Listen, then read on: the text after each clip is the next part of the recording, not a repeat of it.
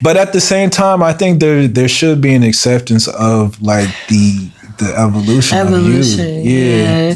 Yeah. You know, it wasn't angst and head wraps the whole time. Like imagine how boring life would be if we was all just conscious from the one monolithic idea. Like, just get me out of here. Just get me out of here. Off me right now. Right. Take me out. Yeah.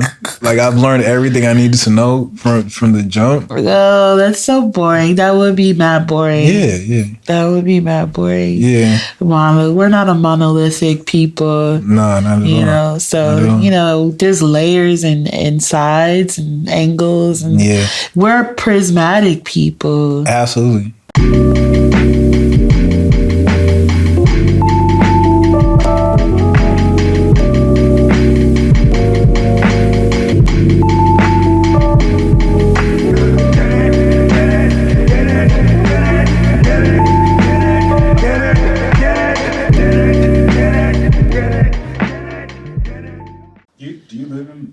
Yeah, I do. I live walking distance from the space base. Really? Mm-hmm. Is the space base, where is that the place where like that area where bananas is? Well, sometimes when I say space base, I mean G's house. Gotcha. Sometimes when I say space base, I mean leimert. Yeah. But I live pretty close to both. Because G lives like walking distance from leimert, and G lives 4 blocks away from me. Wow. So I live maybe like 10 blocks away from leimert. When did you guys first link up? You guys always known each other? No. He's an older head. Yeah, he always been that. Yeah, he's an older head, but I have an older brother. Okay. And so my brother is like, he was all like super into the underground ism Project World stuff, and he was he had his own crew called Global Flotations and stuff. Yeah. In the 90s and stuff. This your brother? Yeah, my older brother. Wow. Yeah, he was part of this crew called Global Flotations. Was he rapping or? Yeah, he was rapping. Wow. And he was making beats and stuff too. Yeah. I think so. I don't know if he made beats for Global Flotations, but there was one at one point maybe he was on that when he started making beats, but it was like but it was like different kind of beats. It wasn't like some boom bap. Oh, it was like some. How different? It was like more electronic. Gotcha. Like more like jungle drum and bass type stuff. What's crazy? Mm-hmm. Like when you first started making beats, were you making like boom bap shit or? Well, kind of. Yeah, that's what I wanted to sound. That's what I wanted to make. Yeah. That's the sound that resonates with me the most. Like I was listening to like MF Doom and MF Doom was like my introductory to like. It's like the introductory to like underground hip hop. You feel me? What was the feeling he gave you when you heard it? What was the feeling he gave you like when you heard it? MF Doom? Yeah. MF Doom? Yeah. It was like the first track I heard from MF Doom was Hoe Cakes on Food, and it was so good, like it was fire. And I heard it on like MySpace on like I think it was like it was from like my friend from Viren's page, my friend Viren. Left Brain. He used to play all that stuff on his MySpace page, and then you go to the band MySpace music page, and then there would be other tracks and stuff. And man, MySpace was an era with the music. Everybody was. That's how I met. I probably lived at least like multiple lives before I before I started making beats the way I am now. Like because of MySpace, I've lived probably multiple lives. How so? Like, what do you mean? Because like, oh my goodness, like it's more so because it was like first, I've always been interested in music. I'm always into music. At first, I wanted to be a DJ when I was mad young. Like 11, 12. I wanted to be a DJ. Why is that? You just like the effect it had on people? I just like the idea of mixing and transitions. Gotcha. Like being able to move seamlessly from one song to another. It's still magic to me. That's skill. Yeah, it's still like it's almost like how like mail gets shipped across the nation in like 3 days, like no matter where you're from. Like I don't know how they do it. It sound like, alchemy to me. Yeah, like, it's like really is. It's you like moving from one idea to another, and you blended it together to be cohesive. That's it. And you know, okay, put you down this much, or like, all right, let me drag my thumb on this just a little bit, just so I can get. You know what I'm saying? Like it's just so intricate and so beautiful. You know what I mean? Like mashups was like my whole mash the way people mash up. They'll take like a acapella of somebody, or not even acapella. There's ways where you could like manipulate a song to where the vocals are kind of more isolated than us and everything else, and you could put it over a different beat. See, that's it. That's the remix. Jam. That's my jam. It's like one of my favorite things to do while DJing. Yeah. But yeah, like I just always wanted to be a DJ, and so I was into that. And then when I got to like Crenshaw High, that's when I met like Casey Veggies, and I was in classes with Casey Veggies and Mike G. How was that? And like how was like they were all really nice. They were all hella cool. Like I feel like in high school, like at Crenshaw, I was a very likable person. Yeah. Like I'm very easy to get along with. I can't imagine it any other way. Like you just like you truly live up to your name. Like you're just a lovely person. You know what I'm saying? Like what negative can come out. I can't even see. Like I mean, you know, the shadows were everybody got shadows. You know, everybody got shadows. I guess how you present yourself in the world. You know what I'm saying? How I present is I guess I see what you're saying for sure. Yeah. But no, it was just like super easy to just get along with them because I like music.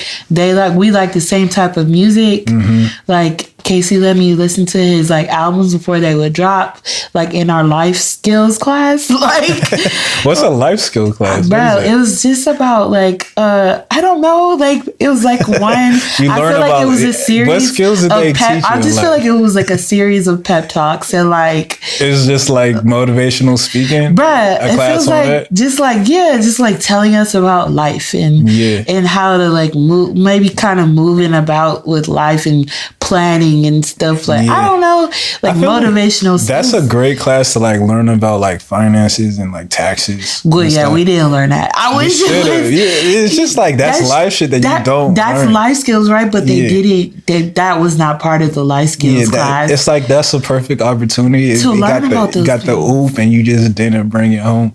You know what I'm saying? Like, bro, honestly. So you guys were you all were in a life skills class. I was in a life skills class with Casey Veggies. Listening and then to same music. Listening to his album Customized Greatly. And then I had like a history class with Mike G and Byron. Yeah. And that's how I like met them cats. How are they doing now? Like how's everyone? I think they're doing pretty. I mean, they seem to be doing all right, as well as anybody could be doing, due to the circumstances. Right. Like I run into them every once in a while, and it's like, of course, like we all remember each other because we all used to kick it. Yeah, like, you can't forget.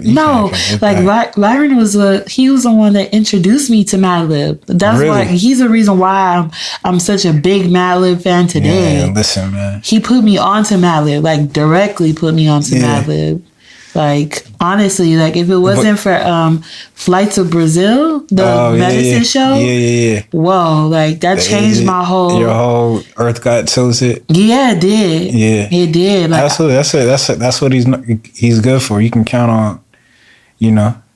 To just like curate the loop digger to do all that. Yeah, I feel like his medicine show series is like a big ass flex of his record collection. Like here's a whole compilation of this Afro funk. Afro funk records, and here's a big old collection of spiritual jazz, and it's like the most fire of the fire, like of that specific criteria. Exactly, it's all this shit that you would like. Oh, that's hot. Let me sample. Like he pretty much does all the work for you. Like here's a bunch of stuff you can sample. I just can't get myself to do it though. Like no, it's kind of hard. Yeah, because it's like so like some of it is so ill. Like, yeah, it's just like I can't even touch got it. You can't even. It's so beautiful. You can't even. Like I don't. Like there's certain tracks like that. I don't want to reimagine it because it's this is beyond my imagination already. Right. Like how they got to that point is it shouldn't be tampered with. Honestly, you know what I'm saying? There's a track called Salvador on the Medicine Show that I feel like that's what like drew me in hard body. I remember. I remember. I have a super visceral memory of how I first heard it. I was going to go kick it with Byron because Byron lived close and stuff. Well, close to me. I walked over to his house to go kick it, and I got there, and he was like bumping Salvador, and the way it starts off is like. Okay, you know, have you ever had that feeling where you listen to a song and it feels like you get this sensation in the back of your brain where it feels like a bunch of little tiny tentacles are massaging it? My brain is not that sensitive. Damn. But I can't, like the way you described it right it's there. Like, okay, it's like goosebumps on your brain, on the back of your brain. Like it's specifically on like the back of your brain though. It's really on the back of your head. The pineal gland is. Wow. Yeah. Really? Yeah. Boy. That was it. You got opened up.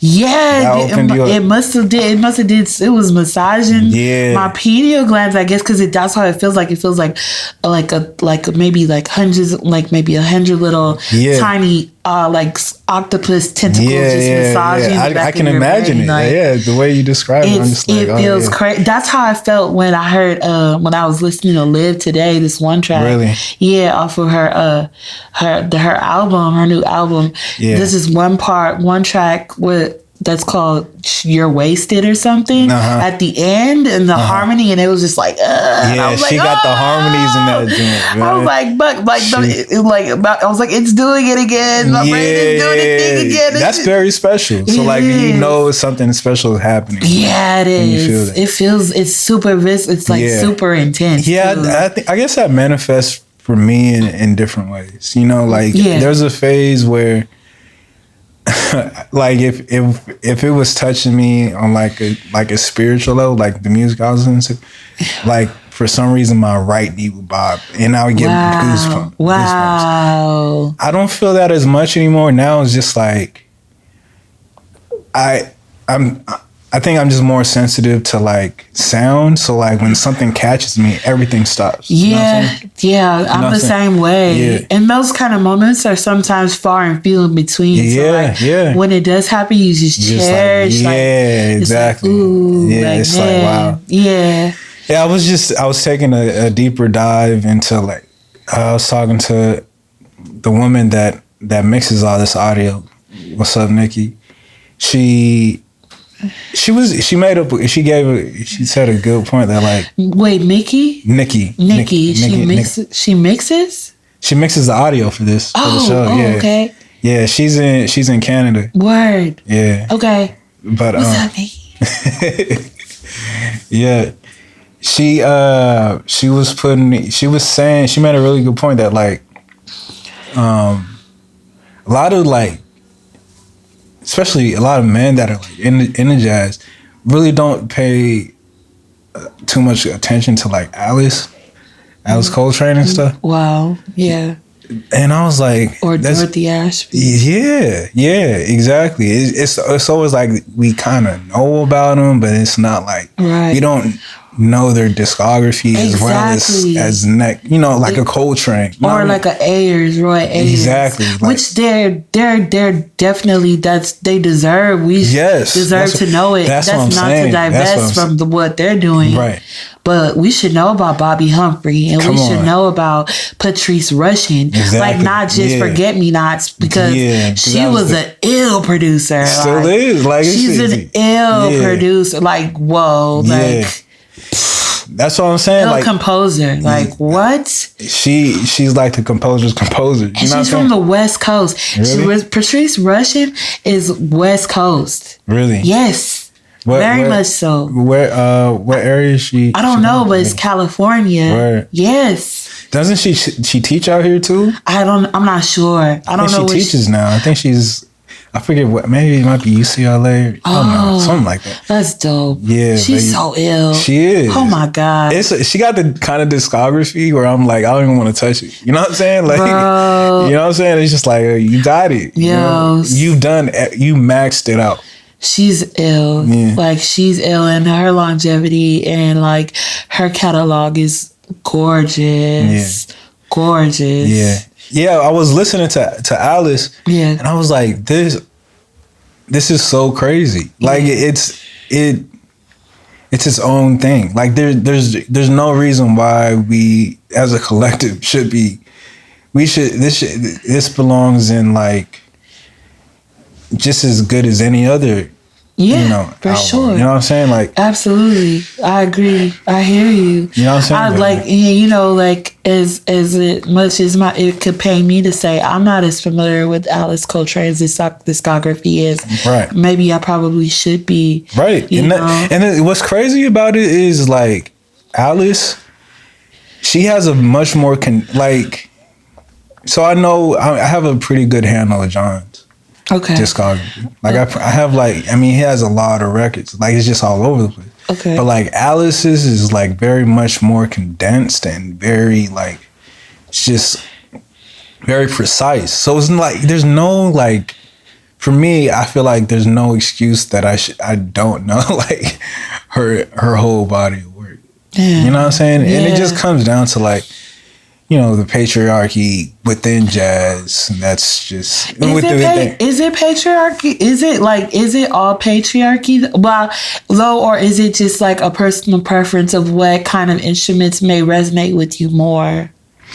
I think it's just like anything else. Like when you have like a whole history of the music that like 90% of it is men. Yes. You know what I'm saying? It's just like, of course, most of the music you consume from that lineage is going to be men. You're not even like worried about that 10%. Like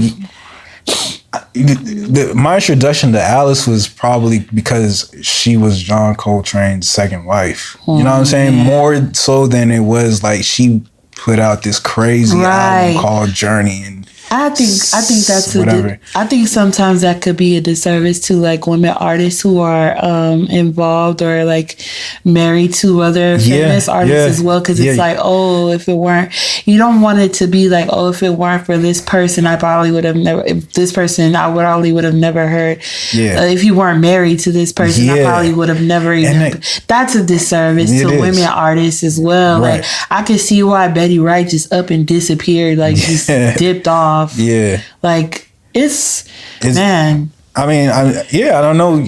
I mean, I feel like it's kind of ubiquitous in a way. Like it's like kind of everywhere. You know what I'm saying? Like there's, I mean, even in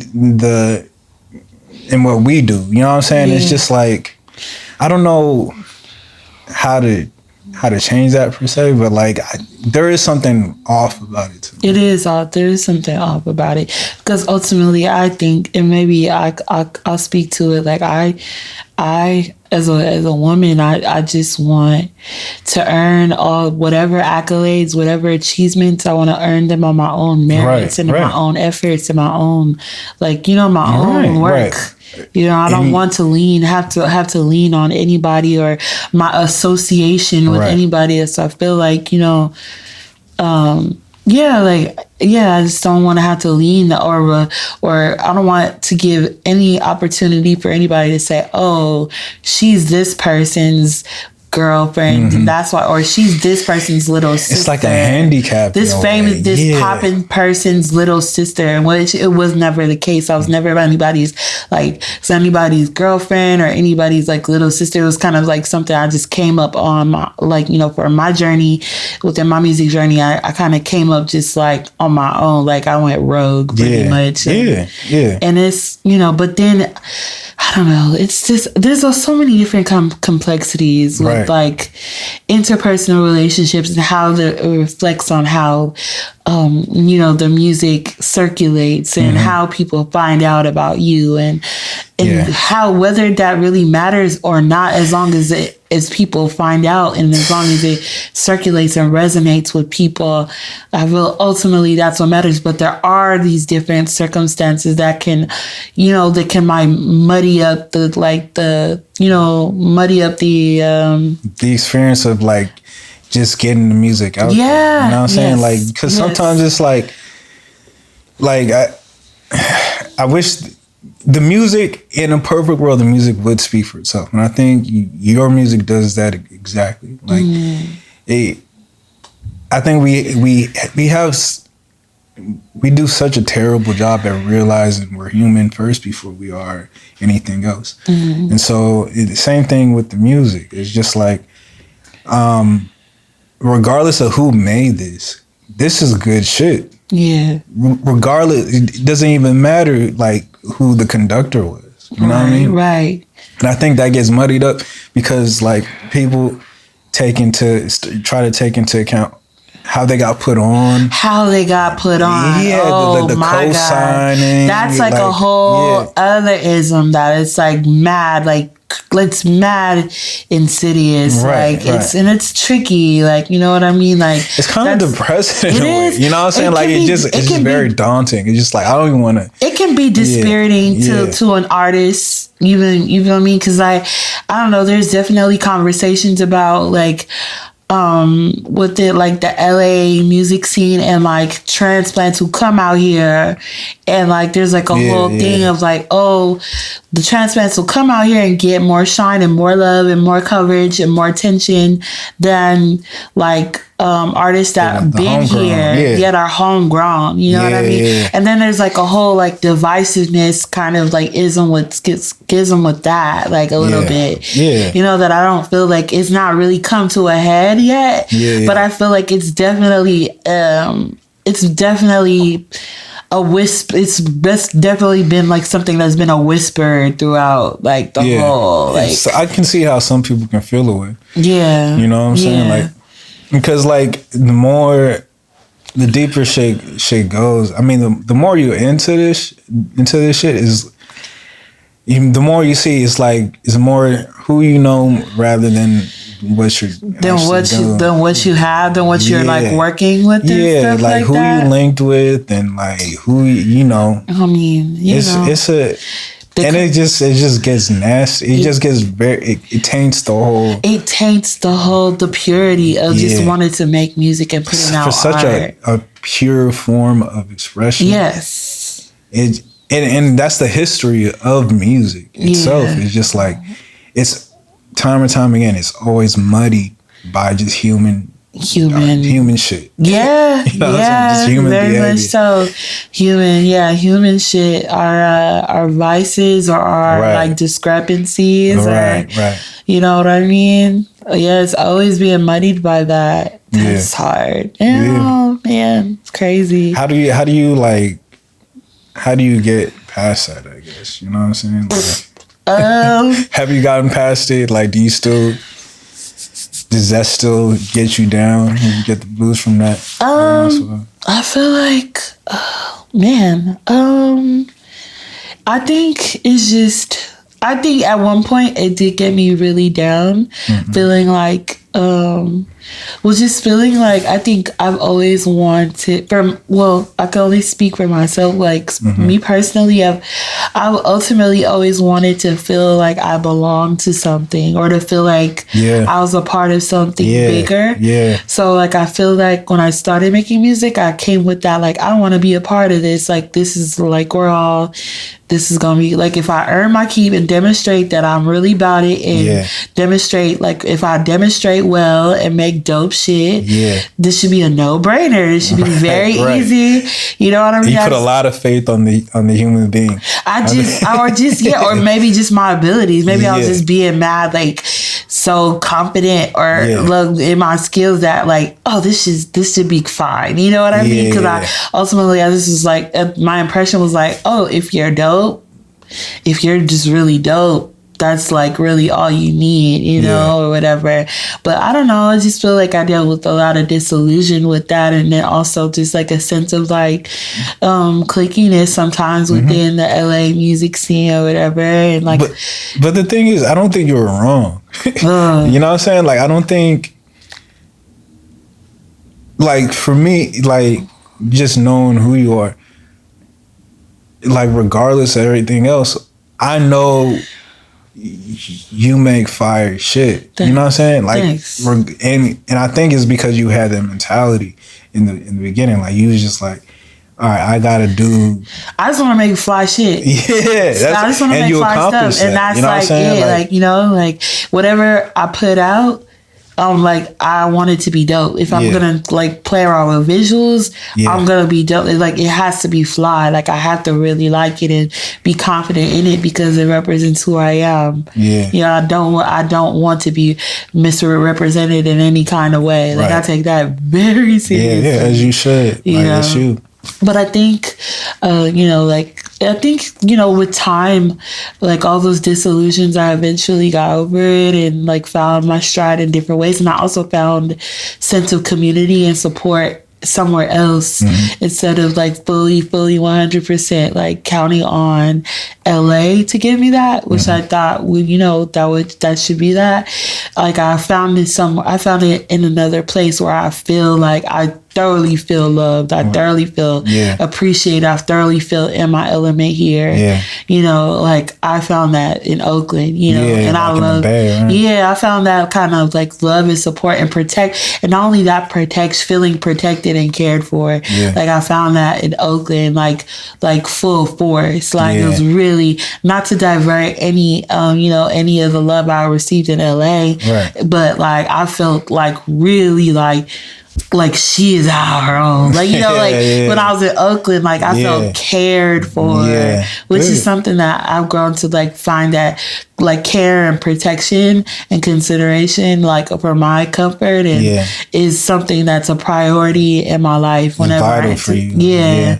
Because I went through a lot of different experiences, even like with traveling or with working or like running around with other entities where I did not feel that way. And it's important because you know the other side of it. Like, you know how it feels not to be taken care of. Yeah, just like, to feel like this person don't give a shit. Like they just want me to just perform and like get there and do the thing that makes them, that helps them to look good. Yeah. But they don't really give a shit, you know, like about like if I have a safe place to sleep or like, you know what I mean? If like, you know, because I have hip problems and stuff like that, they don't care about that. Really? You know, it's not their concern. They just want me to show up and perform. And I think I also have to be very careful about how I process those things, because at one point, because I felt like these like I felt that way, like, oh, these people only want me to show up. They don't care about if I have a safe place to sleep or if my hip is hurting or not. I just it kind of grew, and they only care about like if I'm able to play the show for them, or if I'm able to like be like do this or do that or do a track or release something for their compilation. Like it got to a point where like I might have been, I probably was feeling like a little bit of resentment towards me even making music, because that's weird. Like, it is very weird. And that's such a weird thing. It's a weird place to make music from. That's what I was going to ask. You can't make music from, like, I can't make music from that kind of place. Because now you're just like, I don't want to. You're a tormented person. Yes. You know what I'm saying? You know who, I was just listening when you came in here. It reminds me of like Nina Simone. Like, I feel like sometimes her performances came from that space, and you know, it reflected sometimes. You know what I'm saying? It was crazy. I mean, I feel like a lot of I feel like just my music and just like my whole artistry towards my music it always stems from a place of like happiness and confidence. Yeah, and that's where I feel like I love music so much, and I love the whole process of creating the artistry and like building my artistry so much that I would not want to I don't want to muddy it by my sadness. Like it doesn't have space there. Right. It doesn't. Like for me personally, it doesn't. Like I create the best, and I make the best creative decisions when I'm like confident. I'm feeling at peace. Like I'm clear on when there's clarity. Yeah. And when there's not clarity, then you probably not gonna hear from me for a while. Yeah. Like as long as I feel that way, you will not hear from me. Yeah. Like you just won't. So, you got to go somewhere else to get you right. Yeah, exactly, exactly. Because that's a me thing. And I don't want to subject other people. Like if I'm making a beat while I'm sad, like what the fuck? That's not how. It's not for you. What the heck? That don't work for me. Like I don't. Yeah, it's interesting because it's like I feel like some people can though. Yeah, I mean I am some people. You know what I'm saying? Like I feel like I can make music in any mood. Sometimes it's to a detriment. But like I was going like, so like for music for you, it sounds like it's very much a giving thing. You know what I'm saying? It's very much of a, so like when you're making stuff, you already have the listener in mind. Well, it's just, right? No, it's just like, it's more so just like, it's just a place of joy and abundance, feeling that kind of joy. And then like, when you feel like abundant, you want to share it. Yeah. Like, I don't mind sharing it. Like, I just, I feel like I started making beats because it made me feel better. Yeah. Okay. And that's where it stems from. I just felt better. I felt like I achieved something. I feel like I accomplished something. I think we also live in a realm where it's like, we determine sometimes like, and it's not correct, but sometimes our worth and our worth and our value is, we sometimes determine that by like our achievements as well, and that's not always the right thing. That's not correct, no. But it's but it's not a correct thing, but it's a real thing. Yeah, I mean, it's a very natural thing that we kind of slip into. To equate your achievements to like your worth and your happiness and like what you have to offer. So like, I think it became that like, oh man, I did this cool. I'm impressed with myself. Yeah, I made this thing. I really liked it. I feel proud of myself. Because I did it, so therefore that brings me joy. It's like a what is that? I was reading about like oxytocin, dopamine, and serotonin, and like I think that's like a dopamine thing, like a task, like to a reward. Yeah, okay. It's like a reward type of thing. Like the same? Is it the same when you get from like exercising and stuff? Yeah, I think so. Like because I know all those are different. I just know all those tocins are. They're all kind of different. Yeah, I haven't memorized like what each one does. It was a really good thing, a really good like a little chart thing that I read. I saw some on the gram. I wish I would have saved it. Me too. So but it broke it down so easy. It was so simple, and it had different examples, like explaining what each one, like each activity could mean, could bring this dopamine. These activities can bring serotonin. Like these activities could bring oxytocin. Like listening to certain things. Yes, release this. Yes, or holding a baby brings serotonin. Exactly. The loving one. Yeah, exactly. The loving. Chemical, and dopamine is like the rewarding chemical, and then oxytocin is like something else. I forgot, the mood stabilizer, something like I can't remember verbatim. Don't call me. I don't know. I'm not a chemist, but like. Do you pay attention? Are you sensitive? Are you like more aware of that in your own body? Like when you need something. Yeah, but I be ignoring it. Yeah, I be ignoring it. Just blow right through them, huh? I do be kind of blowing right through them. I just be feeling like sometimes, I feel like at my, like when I feel like at my worst, like honestly, if you don't want me to be very transparent, at my worst, I just feel like sleep will just solve whatever it is. Yeah. It's not a good thing. I know it's not the healthiest thing, but it's like, that's just like, I am and I'm like, But it's so crazy because sleep is something like, it's vital for us, but we never get to like really experience it. You know what I'm saying? Like sleep for yourself. When you sleeping, but like you only feel like the after effects of sleep in a way. You know what I'm saying? Like you don't like while you're sleeping, you don't. I mean, you can lucid dream, but like while you're sleeping, you're like, oh, you don't go like, oh, this sleep feels really good right now. You know, like while you're asleep. You have to speak for yourself. you can sit there, you can go to sleep and just be like, yeah, this is shit right here. Yes, very much crazy. So. You don't understand how much I love sleep. Yeah, like sleep is like my whole jam. Really, almost to like a like you were saying earlier, to a detriment for sure, because. I mean, it is said that like sleep is a form of escapism, and like if you really into that astroism, that cosmicness, Pisces are very susceptible to escapism and vices in different ways, something like that. So I feel like it all correlates. So do you astral plane and stuff? Like, is that what's happening? Or I don't know. I have deja vus. I have super lucid dreaming, like super visceral messages, like about people or in my life that I was like, I don't know about, and then it'll come to me super visceral. And I'll be like, oh, okay. That spices up life a little bit. It does. I can see how you can get addicted to sleep. Yo, sometimes like, you know what I'm saying? Like, yes, dude, because like my dreams are like really like lucid. Like I could I can actually like feel like touching sensation, like somebody like rubbed my hand. I felt it in my sleep. I literally felt it. You know what I mean? Like, has it always been like that for you? It's always been that way. I've always been a lucid dreamer.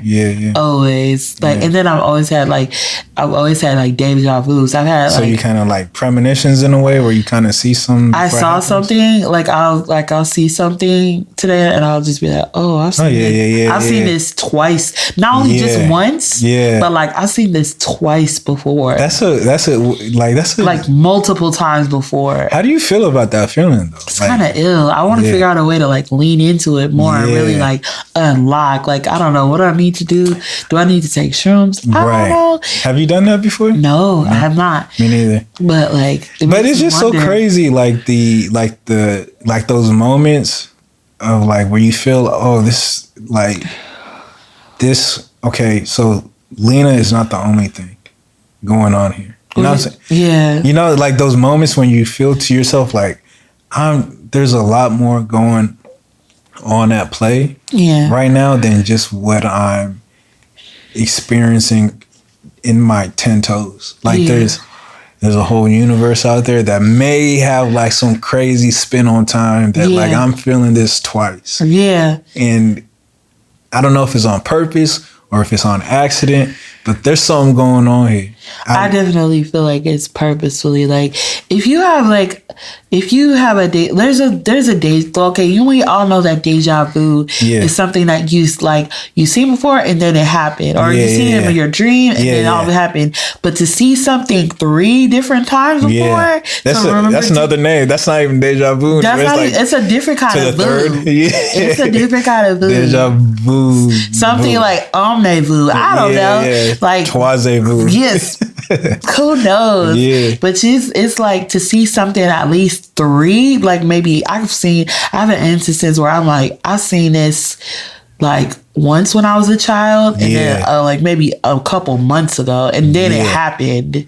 Then I saw it happen. It's really like, no, that happened to me today actually. That's so cool. I was this is an exclusive. Last night I had so I have not uttered this at all since like it happened. But like last night I was dreaming. And my dreams are like fragments now. They're like fragmented sentences. There's like very scattered. They're just like, it's like a buckshot. It's just like just a fragmented spray of just like all of these occurrences happening. That's funny. I dream in vignettes. What does that mean? Vignettes, so like little shorts. Yeah, that's what I'm saying. Like, okay, so so it's just like, okay, on to the next. What's happening over here? Yeah. Sometimes I dream in vignettes. Yeah. Yeah, that's fun. So that's what was happening last night. Like and, stream of consciousness. Yeah. You know, probably like, have you seen that show, Random Acts of Flyness? Yes. Boom. It makes so much, like, I'm comfortable with that. In that, even though it can seem chaotic, I'm comfortable. It's like, oh yeah. Yeah, this is dreaming. Right. You know what I'm saying? So what happened? So I don't remember the details all the time, but I plucked like I just remember repeating like almost on some like spoken word type shit. It was like I just heard what was it? Like something was saying this is the end of an allegory.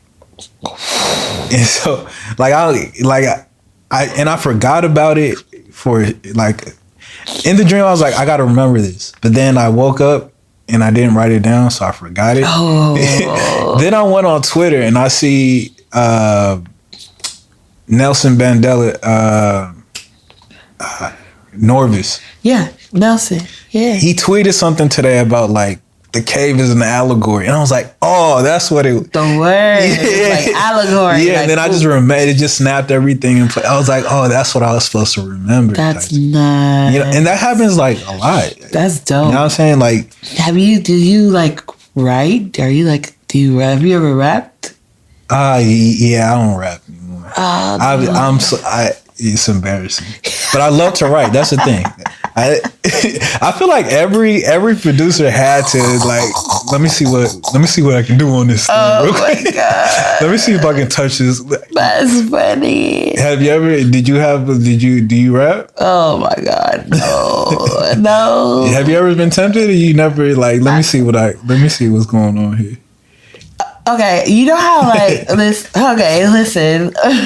You know how like you like sometimes when people will be like embarrassing high school photos and they're like, no, let's hide it, let's bury it, put it under the bed. Yeah. Like. Yeah, I feel like it's like one of those moments for me because at the time, like I was like, oh yeah, like MF Doom, and you think but you can do it too? No, listen, but also like I love like this underground shit. It was like Erykah Badu, but then Too Short by Night, because I love going to parties too, and I love like functioning. I went to Crenshaw High for like I went to Crenshaw High, so I was super with all the functions and going to parties and turn it up. Whatever. So it was very that, but then it was very like I also really like underground hip hop too. So it's just like a duality of just like conflicted. I lived like two different like by day I'm like Erykah Badu. Yeah, you and then by like night I'm like Kaya. Like my neck. You know? It's funny. Yeah, so it's just like so I feel like I've dabbled in those like two different frequencies. You're no stranger to the duality. Yeah, and so like even especially with like the jerking movement was super. Damn, the jerking movement was super popular. But when I was like around from when the jerking movement was like a gang banging thing. It was a gang banging. It was a gang banger dance. Like people like Crenshaw was like it was before it was like skinny jeans and like bright neon colored pants and like it was like a gang. It was a hood dance. So I was there for that. You feel me? When people used to dance to young Gorilla Zoe. All the hoes jumping. That was a signature track right there.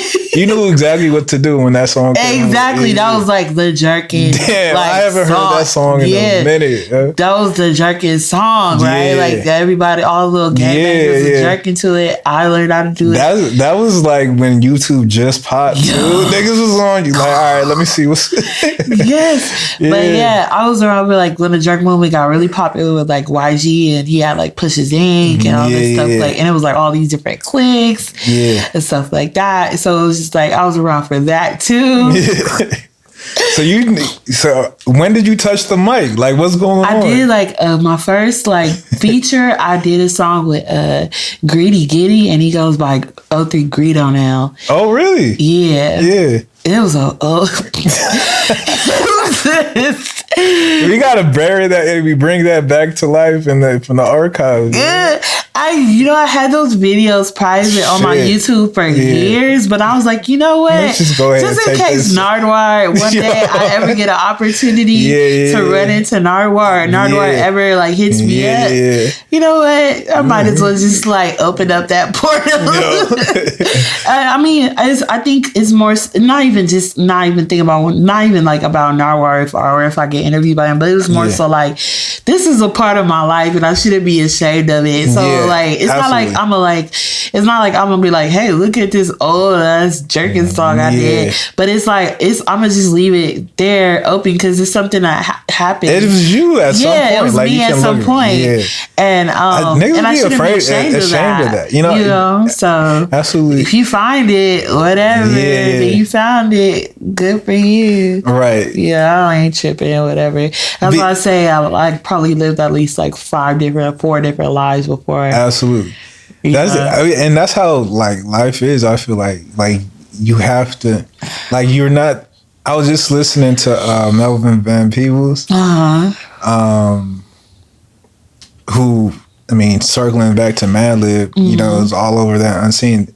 You know, in the Unseen, he was talking about, I'm not the same the cat that you saw yesterday, but tomorrow might be, you know. Yeah, the shadows of tomorrow. Yeah, that's the Sun Ra poem. Is it? Yeah. Today is the shadows of tomorrow. Today is the present future of yesterday. No, not that one. I know what you're talking about, but not that track. There was a Bare Soul.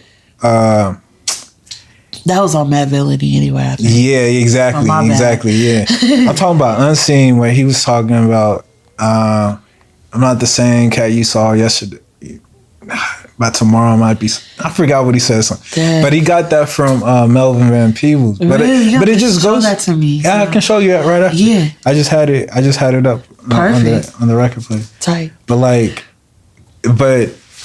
what they're saying is like, niggas change, bro. Yeah. Like, at the end of the day, like every day, I mean, it might not happen as quick as like a 24-hour span, but like, you're not the same person that you were, say, 3 months ago. You're not the same person that you definitely weren't the same person you were back in high school in Crenshaw High when you was making jerk songs. You know what I mean? Like, like, but at the same time, I think there should be an acceptance of like the evolution of you.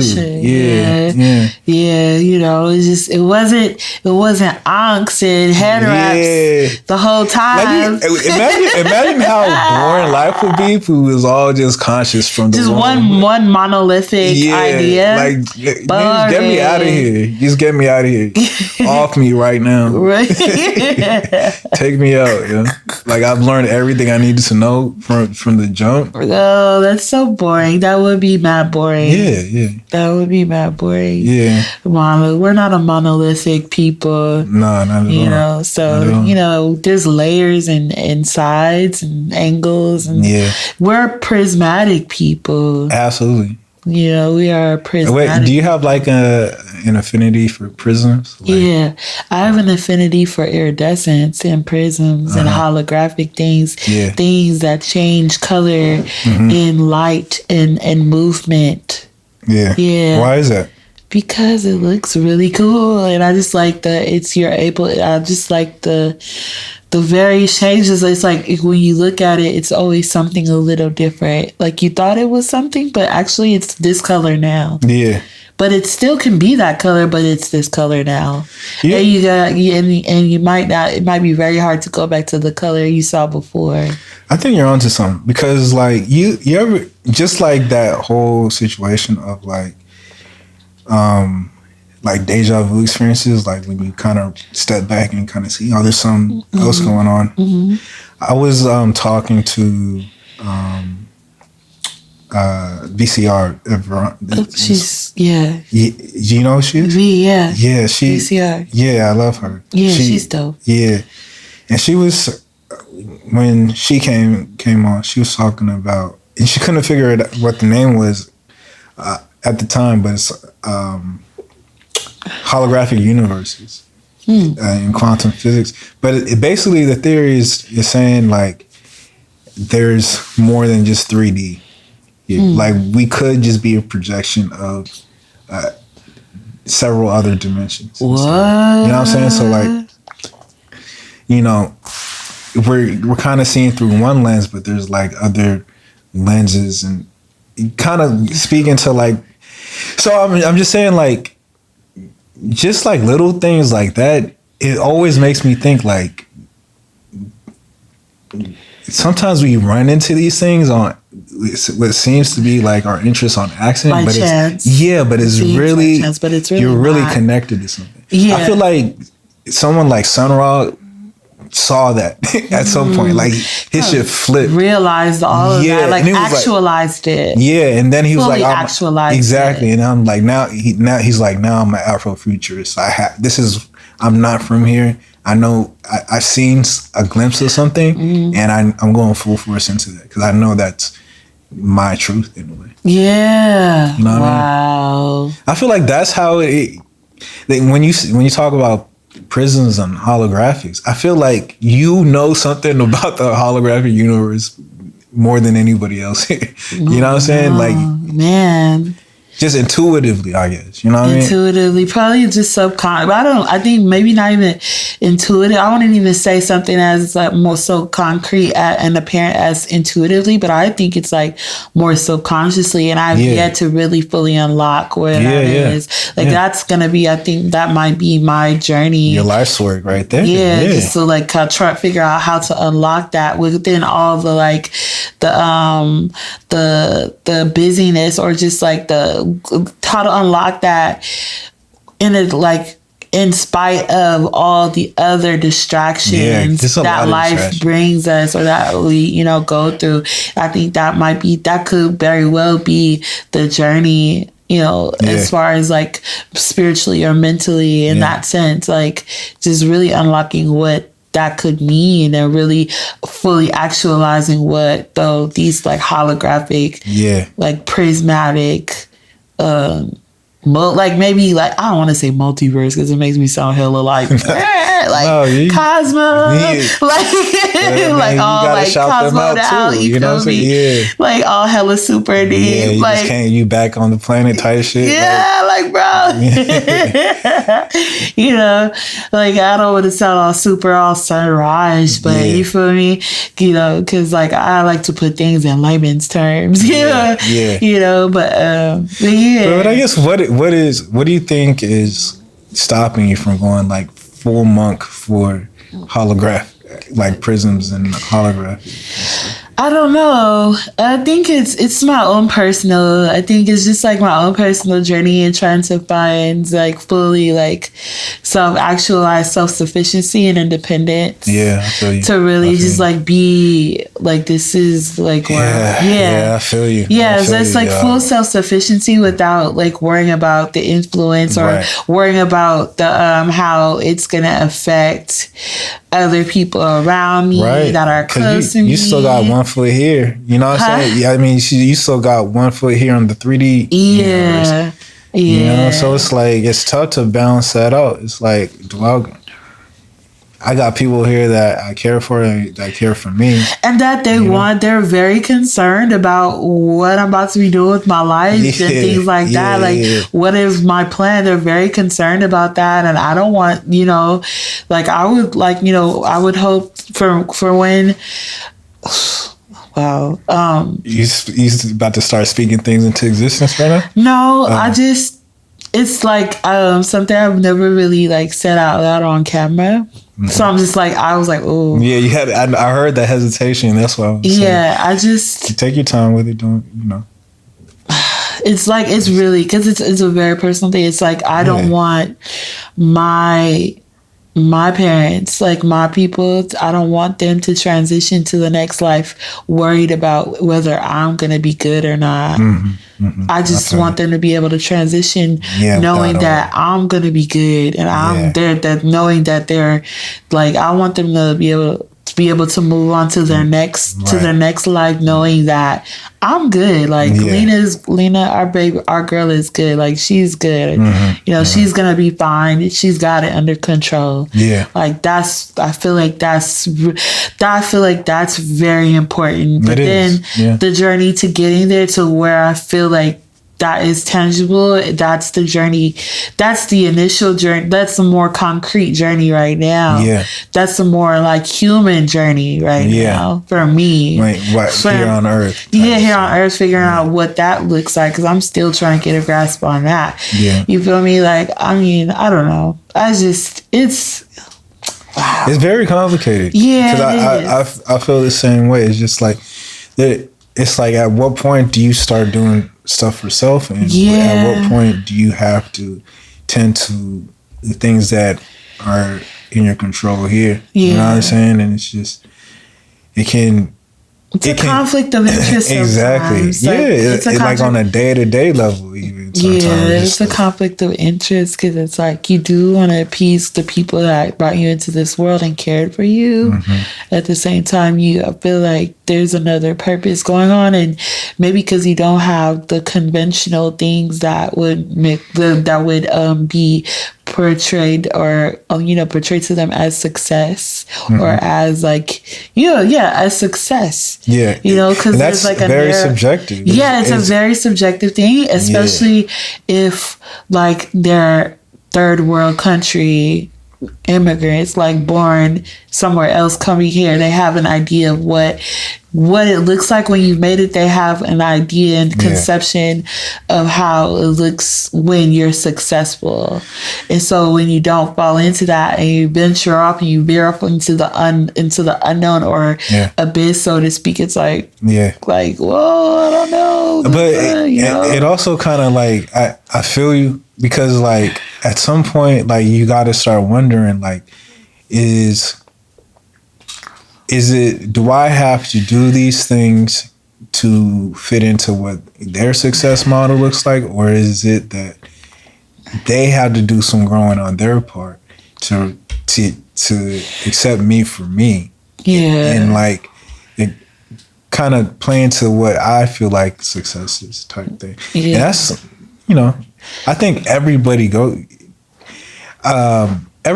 through that at some point. Like there's this French philosopher and writer named Jean-Paul Sartre, and he wrote this one play called No Exit. And he was like, basically at the key phrase at the end of the play, he was like, hell is it was like these people that were trapped in hell, and they all had their different reasons for why they came. And then they sooner realized this place they call hell is the hell part is other people, like the fact that they're there with others and stuff.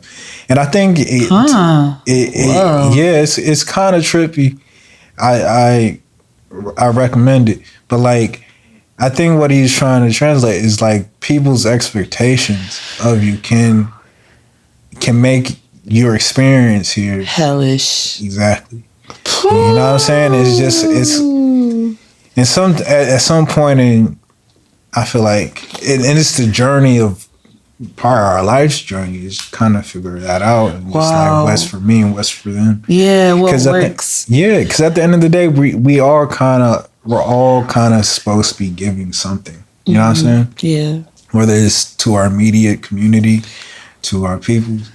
So it's like that. It's like that conflict, like you said. The conflict of interest is like, and then, how much do I give, and how much should I keep from me? And what do I give? Because maybe what I feel like I'm giving is not something that they feel like is givable. Like they don't feel like it's of value, right? Like so that's like a whole thing. It's man, you could like talk in circles about this kind of stuff, man. Because it's like, okay, I feel like I'm giving this, but like if these people that I care about, and I ultimately do care about their opinion, if they don't think that what I'm giving is valuable, then I don't know. Then like, what is like, it's dispiriting. It can be a dispiriting kind of position to be put in, like very discouraging position to be put in. So this week I was kind of like, I was just really doing some studying on time itself. And like, what is time? Usually when we try to define it, we're at a loss for words because we don't really have a firm grasp on what time is. There's some people that came along, like Sir Isaac Newton, who kind of conceptualized time in a way that we can do math from. You know, like, you know, back in like science classes, we did like the velocity of this type shit. And time was just very linear. It was just like a kind of like a straightforward approach to it. Yeah. Then Einstein comes in, he has like the theory of relativity. And he was like, time is something that is relative to the person. So like right now it's like what, maybe around 9 right now to us, but to someone say in like Sri Lanka it's like not, it's maybe in the morning, you know what I'm next day. Yeah, it's exactly. Like 2 p.m. It's just like 9 p.m. over here. Right. So exactly. So like, how can you ever say that time is a linear thing? Like, there's no absolute time. There's not a universal time. Right. Exactly. And so like, I feel like that applies to more than just time. You know what I'm saying? I feel like the theory of relativity applies to everything is relative, you know? So like you're saying, like, your visions of success are relative to you and are different to, you know, others. You know what I'm saying? Like, it's just the things that you give to others relative to you, you think you're doing a great job, but then to others it's just like, what's he doing? Yeah. What are you plans? What are you about to do? Yeah. What are you doing with your life? And what's crazy is like what we've done, I guess we just made up we just made up time in a way where it's just like, all right, so when you're on this side of this longitudinal line, you're this many hours ahead, and when you're on this side. And I think that's what kind of needs to happen also in our lives. You know what I'm saying? Where it's just like, you kind of come to an understanding that like that person's idea of something is different from yours, but there's a way we can like make an equation or something that we can kind of come together. That sounds way easier said than done. Exactly.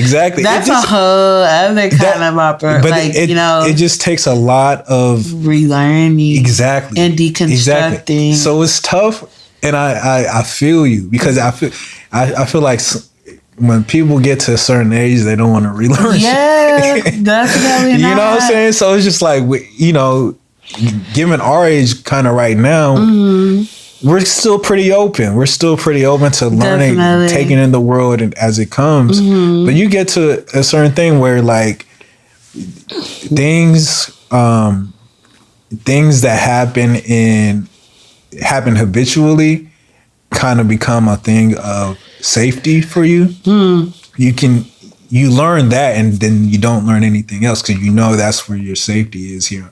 Because I think at the end of the day, we still really haven't processed why we're here as people. Like it can be a scary thought. It can be very overwhelming. Like, how am I here on this planet? This is huge universe going on, and here's me. You know what I'm saying? I have people I have to look. I have responsibilities. What do I know that's happened over and over again? Let me cling to those and not learn anything else. Just to get my mind off of that type shit, you know? So you're just a very strange existence. Yes. A very strange existence. I don't know how we do it. Like, how do you... By last name David. Do you think about, like, how... You have to think, because you have, like... You're a very lucid person, you know? You love...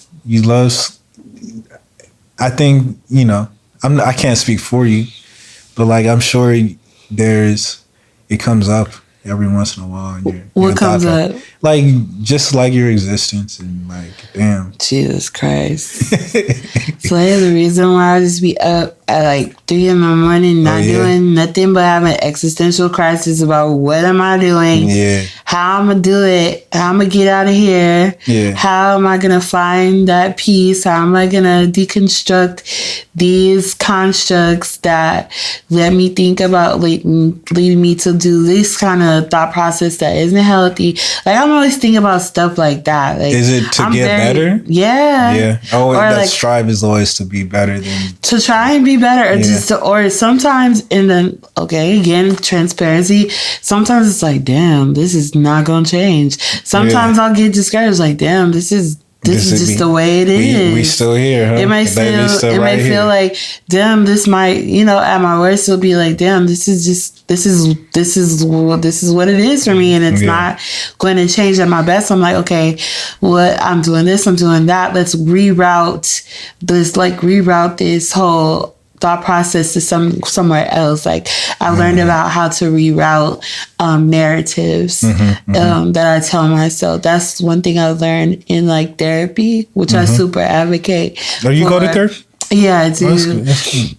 And I do, and I super advocate for it. I feel like everybody needs it. When you find the right fit, like you can really bust through some stuff. Yeah. Like, how'd you find your therapist? Well, actually, a friend of mine actually recommended to me. I go to this like Kaiser facility for free. Oh, nice. And like Watts, and it was really nice and out. But they it's like they do like an internship program with people like that are doing like internship therapy or something, like therapy work or whatever.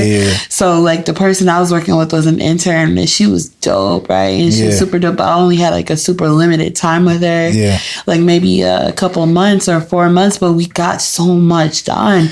And I was like, we covered a lot of really good ground, and I was really looking forward to some other like big issues that I really wanted to tackle that I feel like could really help. If I deconstruct it could really like, you can break like through. Like really break through and like clear get up some headspace and like, just like realize, just really get it cracking.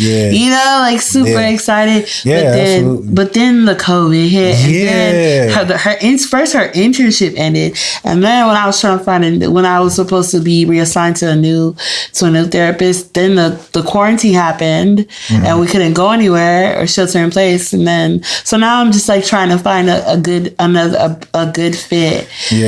With therapy, because one of the important things about therapists is like that I think people should know, if they don't know, is that like not all therapists assigned to you are going to be your best fit, and I think it's good to have the discernment. I think it would be helpful to have the discernment to know when things to give it a chance, of course, to give it a chance, especially for me, because I wanted the help so badly that I was just like, I'm so open. I'll take it. I'll take it. I will tell you everything in order to get the help I need, because I was like super, and I was in a really hard depression, and I just really wanted to figure out a way to just claw my way out of there.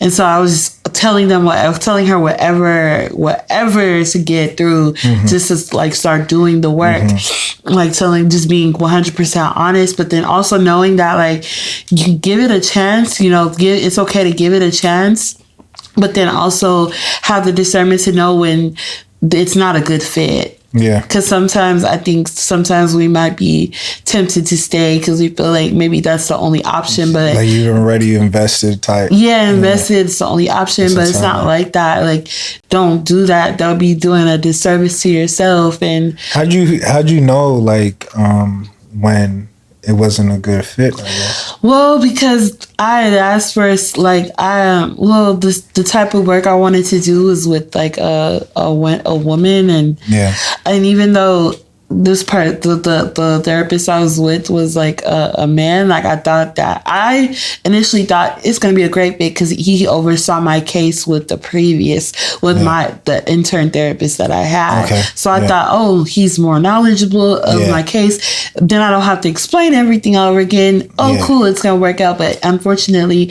I just felt like I was receiving information that just felt very cliche, very like I've heard this before. This doesn't resonate with me. It just wasn't hitting. It wasn't hitting. The default response. Yeah, exactly. And it wasn't hitting. So it's just different narratives. So you kind of know, like you kind of know within yourself if it doesn't. If it's not, if it's not necessarily helping me the way it's supposed to, the way I would like for it to. Like I noticed a visible difference, because like with my first one, because I was practicing different things that we had talked about, and things were actually applicable, like rerouting narratives.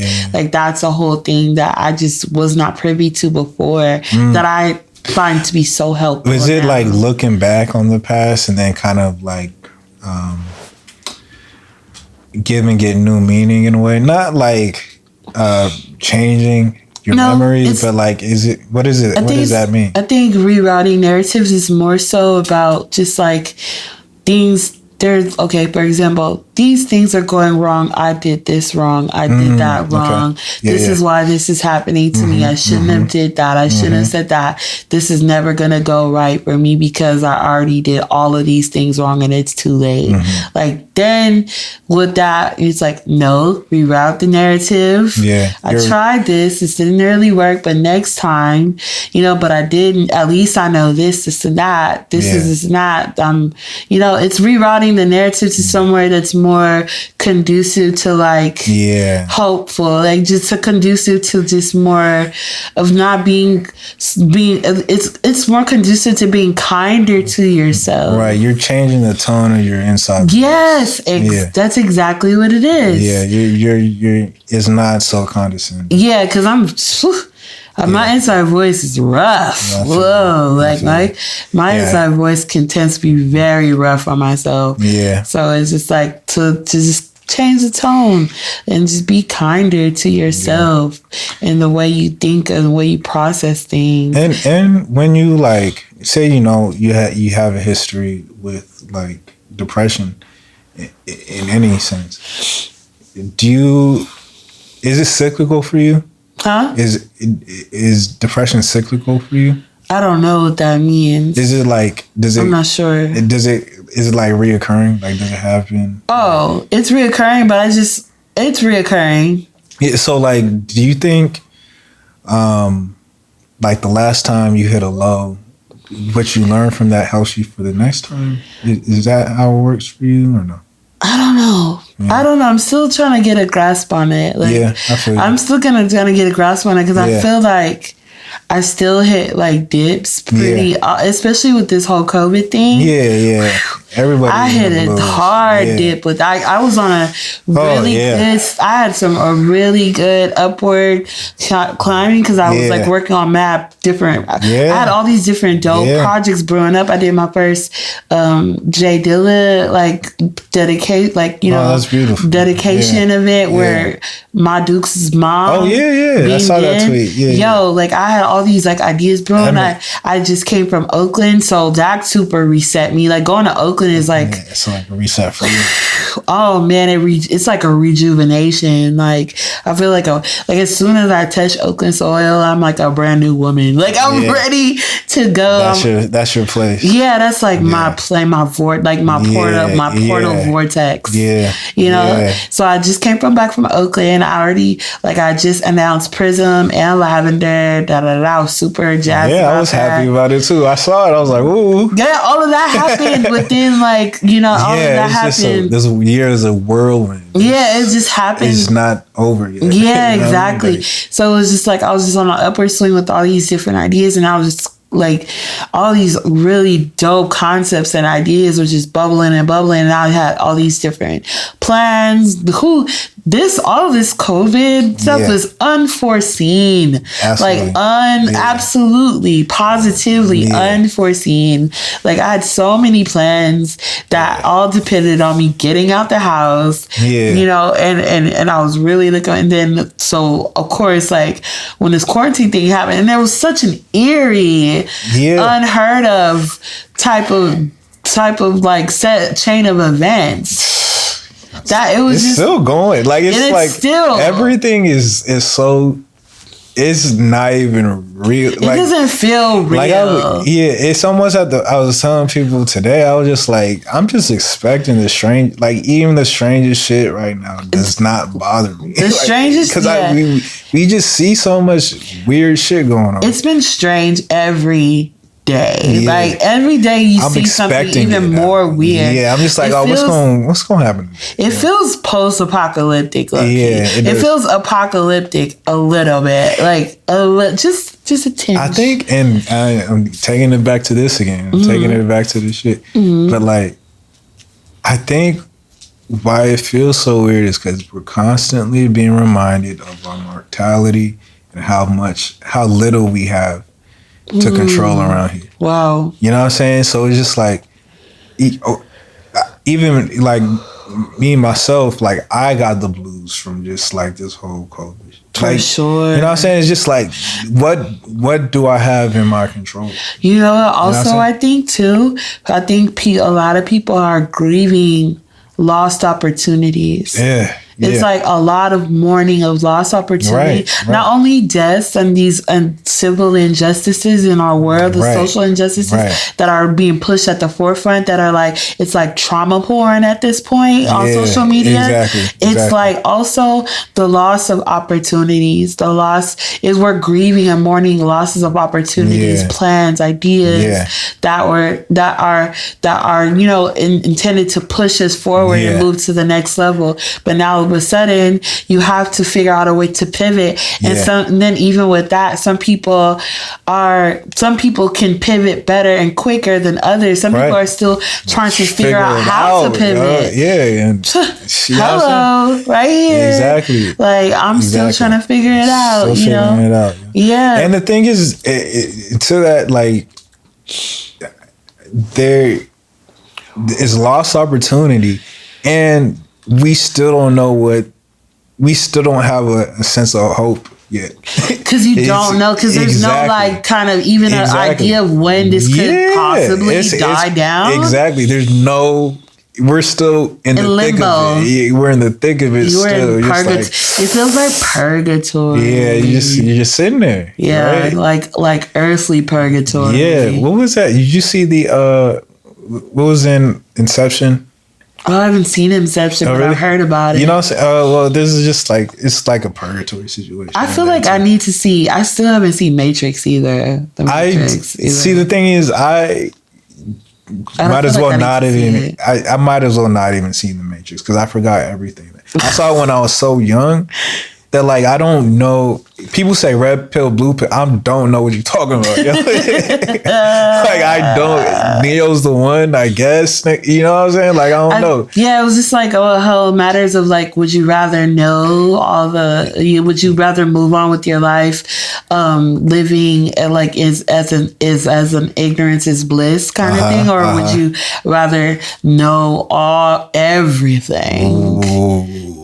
That's the red pill, blue pill thing. I think. What do you want? What do you want? I don't just from that. Oh, bro, I don't know, because I feel, well, for me, it's like personally, I don't know, because I feel like a lot of things. It's a lot, man. A lot of things are like way heavily on my head already. Right. Like, do I really need all this extra knowledge of knowing everything? Do you wish you knew less in a way sometimes? Oh, you know what? That's wow. Jesus, David. But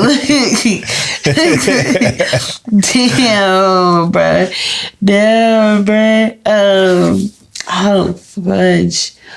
I don't know. I don't know. I feel like I wish. Oh, look, I'll say this because I think about it. I wish I knew the stuff I knew when I was younger. Mm-hmm. I wish I had a full understanding of like the way I understand it now. Mm-hmm. I wish I was able to like know that when I was younger. Then I probably wouldn't have accepted or been complicit in things that I went through. Mm-hmm.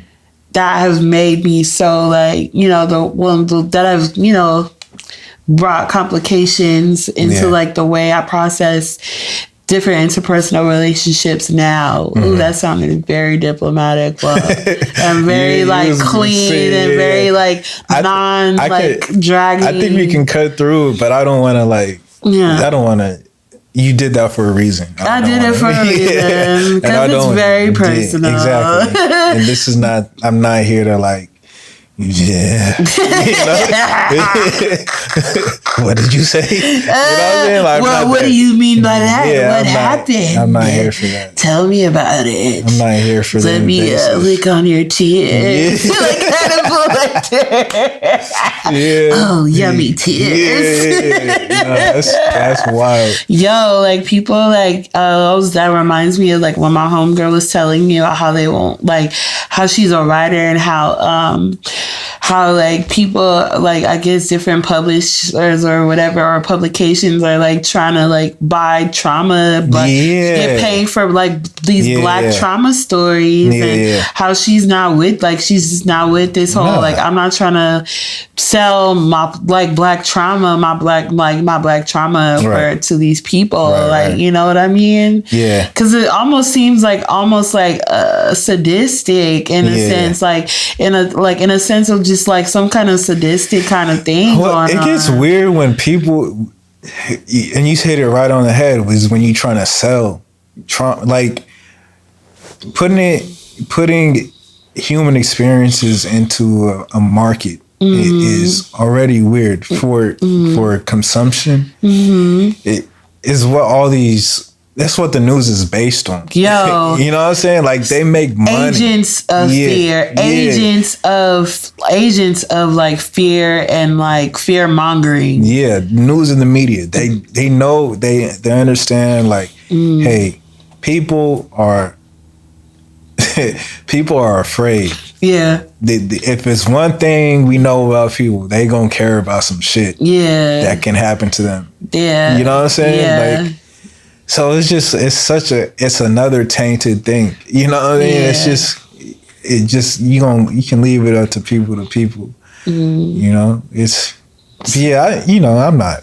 I'm not with that either. Yeah. It's all strange. Yeah, it is all Keep strange. it to yourself, man. It is true. I mean, but also there's a balance of people talking about it in order to shed light and stuff as well. How Jaguar Wright was yeah, I did see that. I see that. How she was airing out the people that she was working with. Yeah, I don't know how much we could even talk about that. I mean, people can find out for themselves. But even with that, I feel like she was, the understanding, my understanding, is a matter of her atonement for the past transgressions that she might have seen and not said or not acted as much as she could have on it. You can feel guilty. And then also just these people are trifling. They're doing bad, dirty stuff, and nobody's saying anything. And it's the hip hop community. Yeah. And you know what I mean? And who's gonna protect the women when the black women? And I have to say black women because it is true. Malcolm X said it best about black women not being being the least protected, the least respected. Right. The first to be on the chopping block before white women. White women can the Me Too movement has definitely been geared, even though it was pioneered by black women, it's definitely been geared towards white women taking censoring themselves in that movement. But and then black women, it's we're left with what? Crumbs of that, or just not being. You know what I mean? Yeah, it's kind of conflicting because you're always in. this is just from what I gathered. I'm not a black woman. I don't have that experience. Mm-hmm. But there's always something you got to choose. Yeah, you have to choose between this or that. Like, a black woman artist, like I feel like I can speak for a lot of us saying like, yo, we just want to make our art and just put it out there. We didn't ask for all of these extra transgressions from other people that are not even have to do with us. Like, we're not related, but yet I'm being affiliated or being treated differently because this person that I might have worked with at one point did some foulness. But I'm being held responsible. Yeah, it's a whole mess because I don't. The thing is with the internet is, first of all, you can run with any narrative without fully flushing, understanding the context. Yes, like duality exists. You know what I mean? So it's like one thing can be true, but also another thing can be true. They can both exist. Yeah, and so like because you only see one thing, you run with that narrative. Doesn't mean like the whole situation is tarnished. Again, it's not a monolithic situation.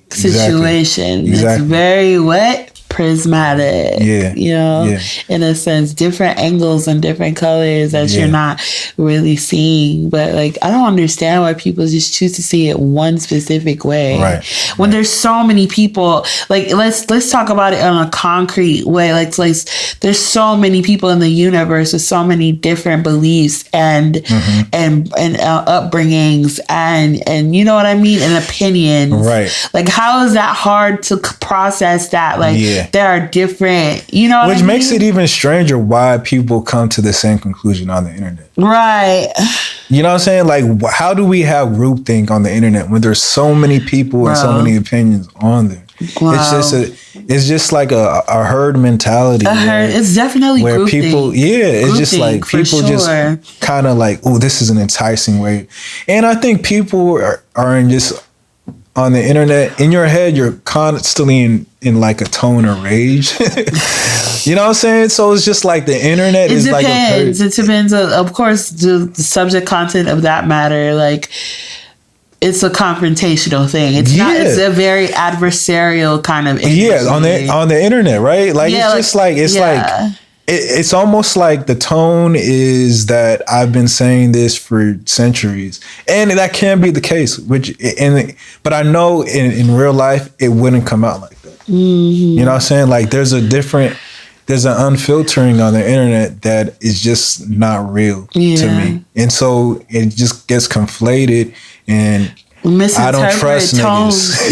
And then you just I don't trust people unless I see it, unless I'm there with you. And it's also so easy to misinterpret it and get caught up in the way things are delivered than the actual message.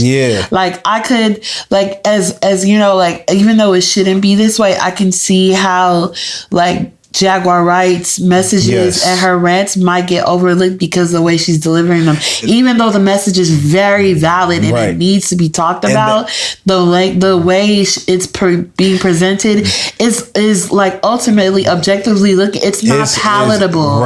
You know what I mean? That's exactly what I was going to say. I think everything she brought up is definitely important to look at. It's so important. It needs to be looked into. It needs to be addressed and held accountable. But also, I know there's a heavy sense of subjectivity in her tone of saying it and how she goes about saying it. Where it's just like, you can't have objective actions for subjective material in a way. You know what I'm saying? So, like, I wish in a perfect world it was written down or something, you know what I'm saying? Where it was. But then also, it's like, to understand that's probably 20 years of just like hurt, just brewing, and that's exactly what I'm saying. You can hear it in her voice, like you can hear it in the example, and that was never resolved. Never she still got issues with certain people. It's just like, it's messy, but like there is some. It's necessary, but it's like so like it's a lot to sludge through to get to where. to get to the points yeah. that are important, that need to be held accountable for. You're right. And I don't know if we as a people, I wish we were there at a, like, evolutionarily, like, as a people, like, where we can just, like, objectively just see, okay, she pointed out this, that, and the third. That's what we need to address. Yes. But I think everyone's emotions get involved, and then it gets kind of, like, convoluted, and it's... Yeah, people get caught up in the delivery instead of the message. Like, receive the message. Yeah. Like, that's where I'm at with receiving information. Right. Like, I'm here to receive the message. I'm not about to get caught up in the tone and how it was delivered. Because if the message is there, the message is there regardless. Right. Like, you know, unless you want to be swayed and you don't want, you know what I mean? Yeah. There's a way, like, because I feel like also there, like, if you're choosing to get caught up in the delivery, then you don't want to receive the message in the first place. Right. You know, and that's another thing. Yeah, that's on you in a way. Yeah, that's on you in a way. Like, through you, it's like almost like yourself a little bit. It's almost like a willful ignorance. Right. Like, willfully, you're choosing to be. You're choosing that. You're choosing to be ignorant. You're choosing to be ignorant to that. When I get it. We here. Yeah. You know? And even with that, like, even with all that she said, I'm still looking at those niggas a little.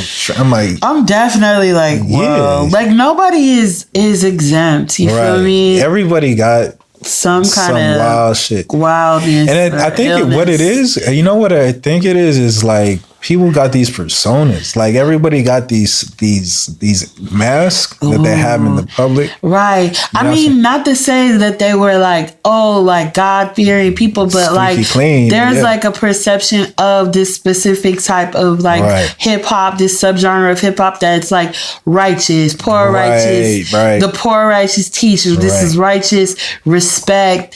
You know, it's based on these, like, I guess, preconceived notions of what this non-mainstream, non-flashy grassroots type, grassroots starting, like, rapper lyricist is supposed to portray and look like. And at the end of the day, I think we're getting better at realizing that shit is not human. Like that's there's just a duality to that. There's prisms to that too. And I guarantee you, at some point, someone took their likeness and how people like flocked to them because of those things that they were spewing and abused the power. Abused it. That's a power. That's a power. That's a power play. Yeah. At the end of the day, it is. You know what I'm saying? It is. It's power and perception. Yeah. And power and influence. Yeah. Abusing your influence. There was like Kendrick. I remember you was conflicted. I remember you was.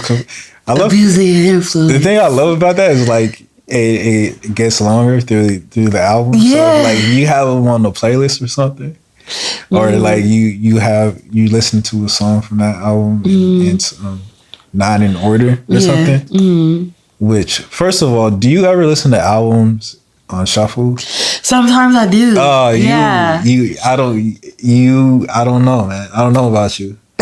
I do not know. Sometimes I do. Why would you do that? Sometimes I feel like with instrumental albums, sometimes I will, but with albums with like singing and lyrics, I don't. I will not do that. Yeah. But with like more instrumental stuff, I might throw it on occasional shuffle. But then on the shuffle. Sometimes, because even with like instrumental beat projects too, there's a storyline with that too, and there's the track listing for that is very specific too. Yeah. I know for my first album, there's definitely like it's a storyline. There's a storyline to it. It might not be as verbal. Yeah. But there's definitely like a chain of events happening, of ebbs and flows, trials and trips, whatever, that's going throughout the whole project. Yeah. You know, to convey a story, you know. Yeah. But I feel you, bro. Yeah. I feel you, I don't usually put anything on the shuffle. Boring. I do listen to I do. You know where it gets kind of complicated is like when I have like the pre-made playlist. Yes. You know, from like I use Apple Music. There's no commercial.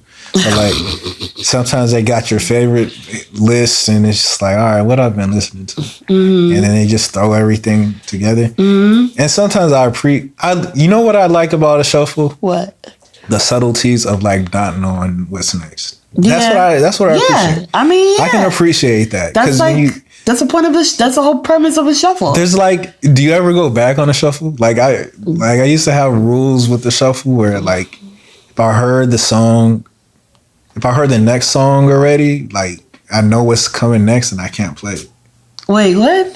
Say it again? Like if I know, say I'm in the middle of a song on the shuffle, if I look at the track list of the shuffle and I know what's next, I can't play that song. I just don't want to know. I usually don't know because I use iTunes like on my laptop for shuffle. Yeah.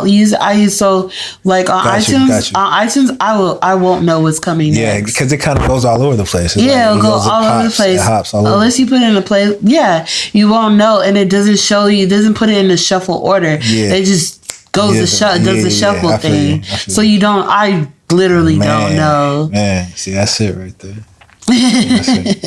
Like true mystery, like and then have you ever had those moments where like you listen to your library on shuffle and you hear something you've never heard before, but it's just there because you downloaded it at some point, but you didn't know a whole album or something, but you for a specific maybe a couple of songs that you like, but you never listened to the whole album. And then all of a sudden you heard something that was in your library that was fire the whole time. You didn't know it was fire the whole time. Yeah, absolutely. That's how it is for Bandcamp sometimes. Oh, shoot. I be forgetting like, oh yeah, I got this project. You know what I'm saying? And I just, because sometimes I don't use a Bandcamp app as much as I'd like to. You know what I'm saying? I don't at all. I've never used the app before. Really? No, I haven't. Yeah, that. If you're going to listen to stuff on Bandcamp, you got to listen to it through the app. It's just like way more convenient. Tight. Okay. Yeah. But like, I'm just not a fan of the shuffle. I mean, I just, I don't know. I'm really want to like just like how Kendrick, like with the album, it progressed, like it got longer, like that poem. It's almost like a punishment if you don't like listen to it through. That's what I'm into. It's intentional. Right now. What he's doing is intentional. Yeah, and that's what I'm kind of leaning into. It's fully intentional, for you to play it in this specific order. Right. Yeah, I think he's not just like haphazardly just throwing some randomness together, like here, whatever. Like, no, I created this whole storyline complete with a monologue. This is all intricate. Intricate weaving. Yeah. Like through this monologue. You should have like you should be able to punish people, Why are you being punitive? Are you a punitive person? No, I guess when it comes to something like that, I am. I think I'm just, some things are so intentional. I think if you don't, it's like disrespect. Huh? Yeah, it's almost like if you don't do it, you did what? If you don't honor the intention of it, and at least for the disrespect. Here's the thing. Okay, you want to shuffle, fine. You want to do what you do. Do what you do. All right. But I like shuffle. All right, but the first time you listen to an album, if you put that thing on shuffle, like I don't know. I don't even know if I can like. First listens, I would never do shuffle. Okay, thank you. See, let's just keep it up. Thank you for clearing that up because it's just like, I don't know. You had me. It's weird. In the limbo state for a second. Oh my gosh. I was definitely judging, is what I'm trying to say. Whatever. I didn't know what she was about. Whatever. You know exactly what I'm about, partner. You know me. Yeah. Young man. But that's reassuring. Funny. You're hella funny, fool. What's the latest thing you learned about yourself? Well, hit him with the hard questions. You feel me? The what do you call it? The intro. I don't know. Something about intra something. Intra something. Very intra. You're very like intra. Yeah. Like intra something. Like very inward. Like look within. Yeah. So that's what I'm here for. What I've learned. Oh boy, I've learned that.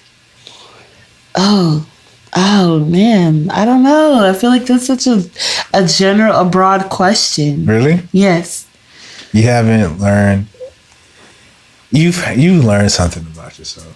I mean, I feel like you were just broad. I'm not saying I haven't. I'm just saying it's a very broad. Well, you can go anywhere with it. It's a very broad question. It's by design. I just want to see where you at with it. You know what I'm saying? Like I just want to know, like where you kind of surprise yourself. Like, I surprise myself. Yeah. Are you like really the whole intent of that question is like, are you paying attention to yourself? I feel like I am. Yeah. I feel like I noticed about myself, and I guess it's because it's like I think the way the question for me, the way I receive the question is like the way I process your question is like, oh, I should probably. There are things that I've learned, but I should, and there are different things that I've learned about myself. Mm-hmm. But the way this question is presented to me, I should probably answer it in a way where there's like an upturn at the end, like, oh, on a good note, this has happened, and now I'm doing this. What am I? Are you applying for a job? No, but I'm just telling you. I'm being honest with the way I just processed it, because maybe I just overthink things, and that's just the way I is, you know? Yeah. But nah, I think I learned, because I don't know, like I've just been, I deal with depression on like a real, like on real severe levels, and like really like drastic long-term levels and stuff like that. And what I've learned that I feel like is most important, even when I go through like my dips and my bunks and stuff like that, is that I am not creatively. I'm not at my best creatively when I'm there. Like even with making creative decisions. Like decisions like, even as simple as like playing a set or like planning a set for something that I committed to do for something. I could have used that opportunity to play these certain songs because I'm working on this new project, but I didn't because I was in such a fog that I wasn't even seeing the forest for the trees. That's the one thing I learned about myself within my depression, is that I don't see the forest for the trees. And that's like a problem. So in knowing that I need to actively learn how to dissipate the fog.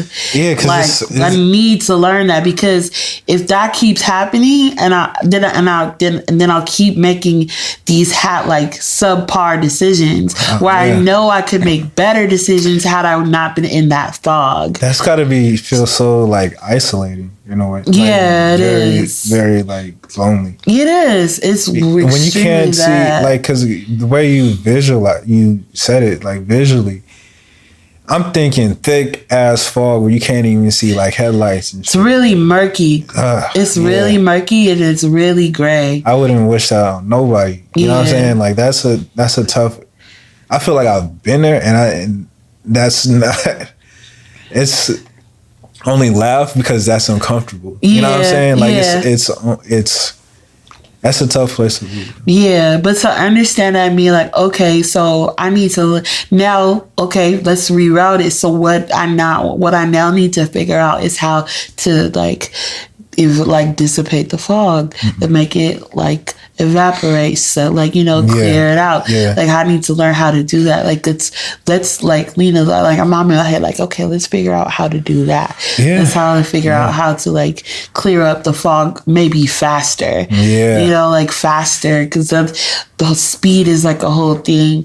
Like I have a whole thing with speed, which is like There is none. I'm a slow cooker. I'm a slow learner. Man. Speed kills. I'm a slow cooker, and I might be a slow learner in different aspects of things. Yeah. But like I learn, you know what I mean? Yeah, and when I get it, I'll get it. But it might take me a while. Mm-hmm. It might take me a while to process things or to understand the full extent of what's going on or what's happening to me. So I might not be able to respond or be with the quips like that quickly. That's I've never been like a quips type, like flat, like fast comeback type of person. That's like my sister. She's super. At you? She has just quick comebacks. Like really? Yeah, she's like, you know, and I'm not like that. Like I have to think about it. Like but it also says something that you know that like I don't know how do I say it?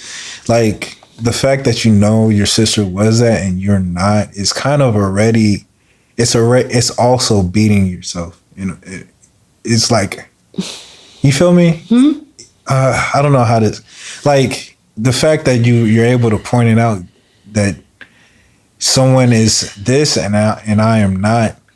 In a way, you kind of like put it at a higher level. Yeah, I guess so. But it's not the case. I mean, I think I guess so. Fun. You have your own strengths. Yeah, I understand my strengths. Yeah, but I also I feel like I'm very I also know my weaknesses as well. Yeah, like I'm very absolutely. Like I'm very aware of my weaknesses too. Yeah. I guess maybe to a point where it's like maybe too involved with them. Yeah, too involved with like knowing them and just like I think there's a difference between acknowledging things that you might not be as strong at and just being like self-deprecating. Yeah. But I don't feel like I'm self-deprecating. Okay. But maybe my mind will change and I'll realize, man, maybe I was being self-deprecating. But I just feel like I'm just like brutally honest with myself. But maybe it's to a point of hindrance at some point. Right. You just gotta keep turning the dial, seeing what works, see what doesn't. Yeah. Seeing how the fog can clear out as quickly as possible. Yeah, as quickly as possible. Like that's like the journey. Like I feel the more concrete journey, not like the. It spices up life a little bit. Yeah. Like it makes it kind of worthwhile. Exactly. I mean, as long as you still have a will, you know what I'm saying? Yeah, it can get very crazy if you don't have it. Please reach out. You know what I'm saying? Yeah.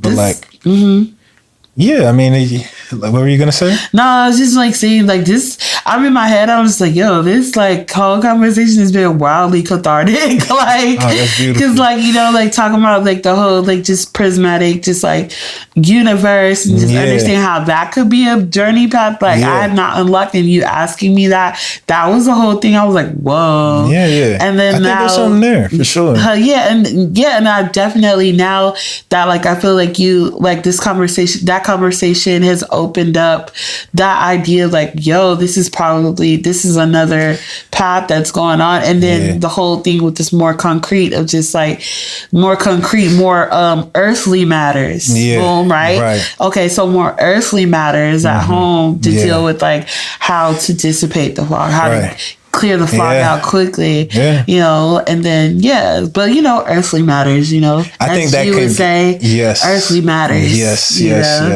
Yes, and that contributes to the fog. Yeah. One more other thing that I was just about you. Mm-hmm. First of all, I love you. Like you're such a love. Like while you were talking, I was like thinking, like you were such a great person. Like I just like you just. I'm enjoying this is what I'm trying to say. I'm enjoying our time together. Me too. But you're my buddy, man. Yeah, for real. Mm-hmm. But another thing that kind of like put it together for me, for you, because I seriously think you have once you tap in, when you make that decision, you're a lot more familiar with things, with the unknown than you think you do. Yeah. But even like your stickers and like your logo, like your hues of purple, And you know what I'm saying? Your visuals in a way. I've never done DMT. I've only heard like. Me neither. That only strengthens my whole point. Like, but from what I've described, like sometimes like DMT is an interesting thing from what I've heard, because like there's been cases where people describe the environment that they find themselves in when they're, you know, in that state, and sometimes they come out like different people describe the same thing, which is kind of crazy if you think about it. Like you can go into like this otherworldly place and everybody kind of sees the same thing, which is crazy. That is crazy. But maybe that's one of the prisms of the that's what I'm saying. That's what I'm saying. So like your visuals, when people say they like, some people drawn it out and written about it and stuff, but it's very similar to what your visuals present. So I don't know. It's just where there's smoke, there's fire. You know what I'm saying? But you said you never tried DMT. I don't think I ever will. It's a little too gnarly. That's a lot. Even though it's like 15 minutes, like I feel like I'm already 1 foot in, 1 foot out most of the time. So it's just like, I mean, I can't even confirm that, but like, you know, I feel like going to sleep is like a DMT, and I'm cool with that. Yeah, you know what I also think though, when you were saying 1 foot in and 1 foot out, and like thinking about your question as to like what is keeping you from fully unlocking that. There are a lot of earthly matters and earthly like things that like I value, like earthly human connections that I crave and I value. Yeah. I feel like I'm also on a journey to like not have those cravings anymore, to really like quell those cravings, because stand on your own too. Yeah, because I have these like cravings for certain types of specific human connections that I feel like I do not have, like I've not had the privilege of like experiencing. So I feel like that is like my 1 foot in, 1 foot out. So I feel like, so I also think that like maybe if I learned how to quell this craving, so where like I don't even care about it anymore. I don't care. It's above me, or I'm above it now. You know, I feel like then I'll be able to really be all in. But I still have like, I think it's just like I just have those earthly like human. It's a cravings. You want to take it to like, I feel like in a way something like religion sometimes plays into that. And it just gets polluted, obviously. Religion? But like, yeah, sometimes. Most times. Actually, all religion is kind of like, ugh. It gets it's a little wonky. Because it's wild wonky. Let's call into question how it's weaponized against Black people. Exactly. How like Catholicism was weaponized against Black people and to subdue them into slavery and mind washing. Sick traumatization. Sick shit. Something that could have started was so pure. Yeah. And what I want to speak to is the pure part, because I grew up in the Christian church, so there's a certain. It just sounds like those cravings are like carnality. I think everybody has shedding to do to get to a more supreme, more divine, more divinity. Exactly. Wow. And I think it's just like an allegory, if you will, of the same thing. Like they're all saying the same thing. It's an ego death. It's a sacrifice of self to get to that. Right. You know? I think I'm so painfully aware that I value that kind of connection so much, and that I wanted it. I wanted those kind of connections with people for so long. Like I wanted to feel those kind of feelings and have these type of mental connections, and just like be feeling that connected. So like I've had to it's painfully like I'm painfully aware of it. You're a human being. And it's painfully, and now it's to a point where it's like I feel like I just want to totally do away with it because I feel like if I totally do away with it, I can fully dedicate myself to like the divinity of my artistry, like fully. You know, that would be fly because in a concrete, more concrete, earthly sense, like I have nothing but like all these good things and all these blessings and opportunities have happened because I chose to put out music. I've gotten to travel to places I never thought I would go and meet people I never thought would be interested in meeting with me because I demonstrated my artistry. And I feel like, okay, so this is not for no reason. This is not for nothing. You know what I mean? So it's it actually contributes to more of that craving in a way sometimes. Does it?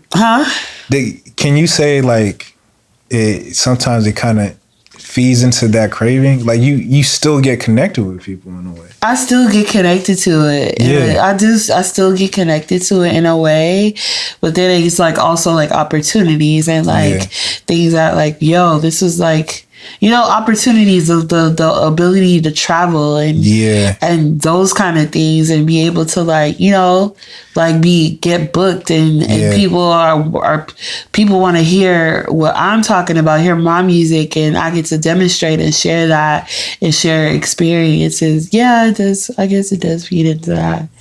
I guess so. Yeah, I mean, but like everything else, I think it takes worth looking at. But that's what I came to give, though. I feel like that's why I was like, it can kind of be when it's like when those cravings are satisfied based on like what you're giving, it kind of gets a little perverse. You know what I mean? It kind of gets a little. Say that again. Like when those cravings are being satisfied based on like what you're giving out so freely, like say. You were getting those cravings, those earthly cravings satisfied through means of music. Not because of you, but because of what you're giving. It can kind of get a little wonky. You feel me? It could. You know what I'm saying? Like, so I think it could because it's like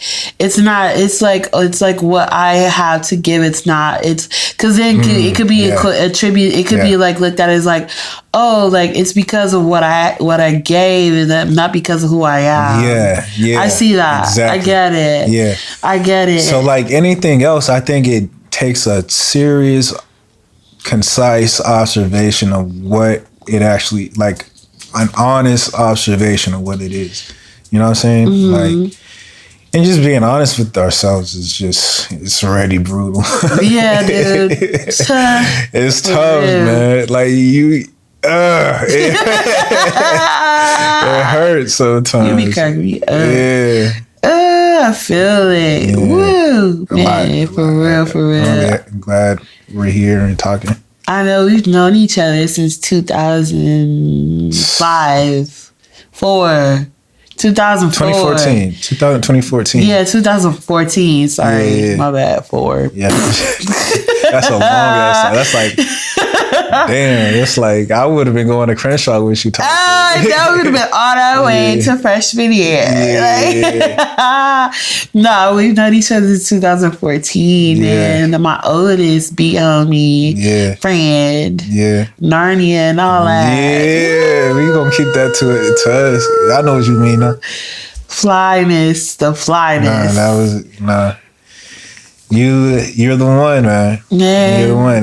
The beat battle showed that. You know what I'm saying? So. Oh man, you know.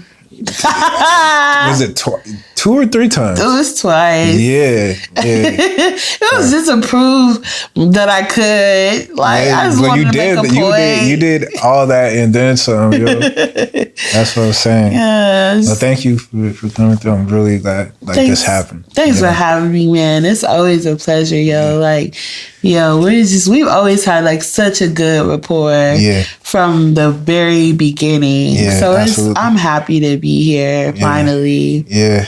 I'm happy. I had to go through some things and process some things. We here. So we able to talk about it without like bursting into tears. Yeah, I feel you. the thing is, if I was asked to do this, I probably wouldn't do it. You know what I'm saying? Like, it's a lot. Isn't it so funny that you're doing this and like if you were asked to do this, you'd be like, I'd be like, we can talk. I don't know if we're gonna film it though. Right. I know. I know. It's just something you feel compelled to do, and this is one of them. You know what I'm saying? And, yeah, for sure. Yeah. Oh man, this is dope. Yeah. It really does feel good. But all right, I think I need to go pee too. Okay. Yeah. All right, cool. All right. Ooh. Did you have anything else to say? No, we're all good. Okay. I'm cool with it. I'm just like happy to be here. It's just, it's happy. I'm happy to be here. Right. Very happy to be here. Cool. We'll end it right there. Ooh. That was so beautiful. Oh man. That was nice. Necessary. Good? Yeah, I was good.